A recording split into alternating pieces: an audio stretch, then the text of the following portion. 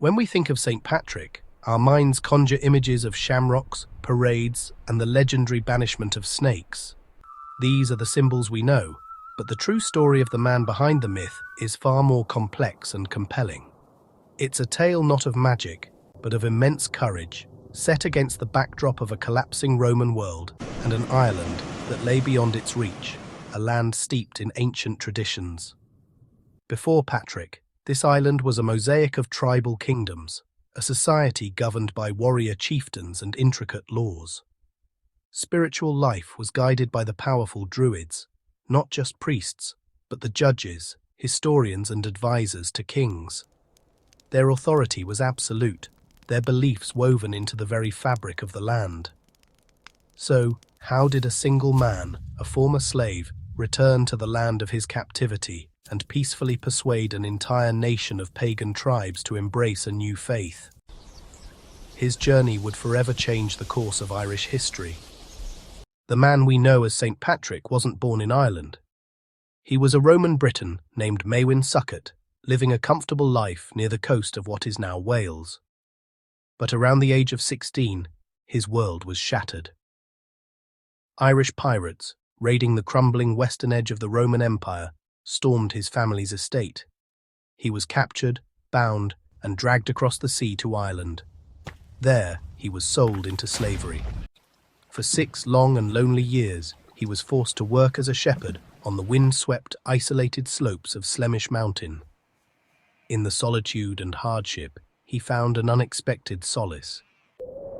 As he writes in his own words in his famous Confessio, he began to pray constantly, his faith deepening with every sunrise. One night, a voice came to him in a dream, telling him, "Your ship is ready." Trusting the vision, he fled his master and walked 200 miles to the coast.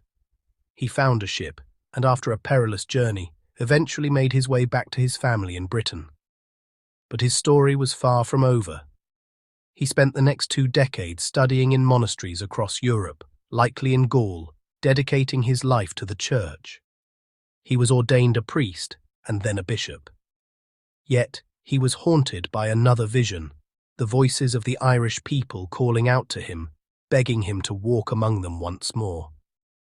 In an act of incredible courage and forgiveness, Patrick chose to return to Ireland, the very land where he had once been a slave, this time as a missionary. Crucially, Patrick did not arrive with a sword, seeking to conquer or destroy Irish culture. He came with understanding. He respected the existing social structures, engaging directly with the local kings and chieftains, knowing that to win over the leader was to win over the people. He adapted his message to their traditions. Famously, he used the common shamrock, a simple 3-leafed plant, as a powerful visual aid to explain the complex Christian doctrine of the Holy Trinity, 3 distinct persons in one single God. This method of persuasion and diplomacy, rather than force, allowed his message to take root in the very heart of Irish society. Patrick's strategy was as radical as it was brilliant. He understood that Irish society was not a unified kingdom, but a complex mosaic of dozens of small, independent territories known as tuatha. Each was ruled by a local king or chieftain whose authority was absolute. To win Ireland, he didn't need an army. He needed to win the hearts and minds of its leaders. He focused his mission entirely on these powerful figures, engaging in careful kin-group diplomacy.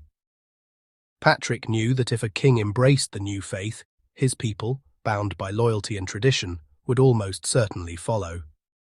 This top-down approach was the key to unlocking the entire island, one chieftain at a time.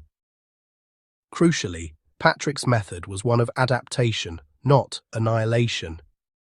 He respected the deep-rooted culture he encountered.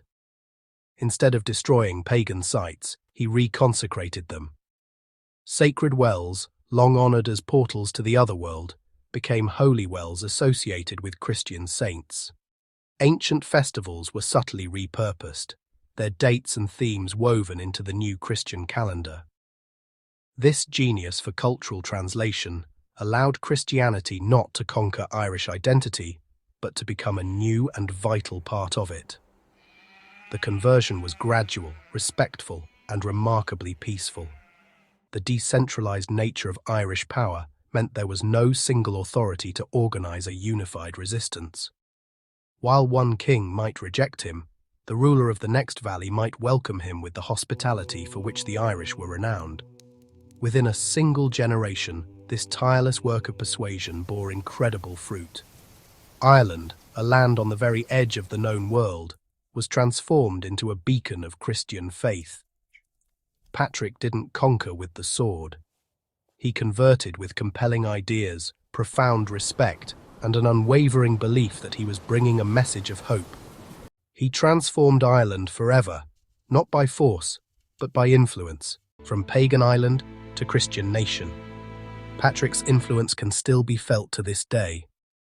Patrick's story is not just about religion, it's about strategy, leadership, and cultural adaptation.